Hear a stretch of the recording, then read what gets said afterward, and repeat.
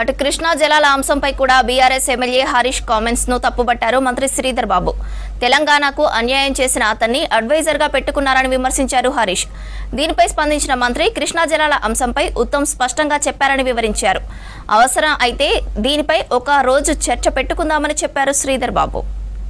కట్టకపోవడం వల్ల నీటి కేటాయింపులు జరగకపోవడం వల్ల ఆ రోజు వరకున్న నీటి కేటాయింపులను ప్రాతిపదికంగా ఈ వాటర్ ఇయర్ కు తాత్కాలికమైనటువంటి అగ్రిమెంట్ చేశారు. అందులోనే స్పష్టంగా ఆ రోజు ఇంకా వీళ్ళు ఒక అడుగు ముందుకు వేసి కేసీఆర్ సంతకం పెట్టిండు, హరీష్ రావు సంతకం పెట్టిండు అంటారు.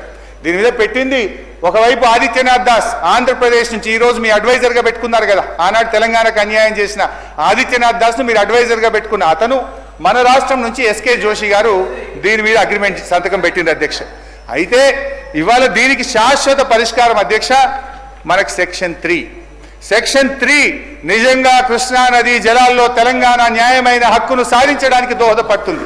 ఇవాళ దాన్ని హరీష్ రావు గారు సార్, కృష్ణా నది జలాలకు సంబంధించి మొన్న గౌరవ ముఖ్యమంత్రి గారు స్పష్టంగా చెప్పారు. ఉత్తమ్ కుమార్ రెడ్డి గారు మా ఇరిగేషన్ మంత్రి గారు కూడా చెప్పారు. కృష్ణా జలాలకు సంబంధించి డెఫినెట్లీ మేము కూడా డిస్కస్ చేస్తాం అధ్యక్ష. సమయం ఇవ్వండి. ఎవరు పొరపాటు చేశారు, ఎవరి వల్ల ఈ విధంగా జరుగుతూ ఉంది, ఎవరి పాపం ఎవరిపైన అన్నిటి కూడా స్పష్టంగా మాట్లాడతాం అధ్యక్ష.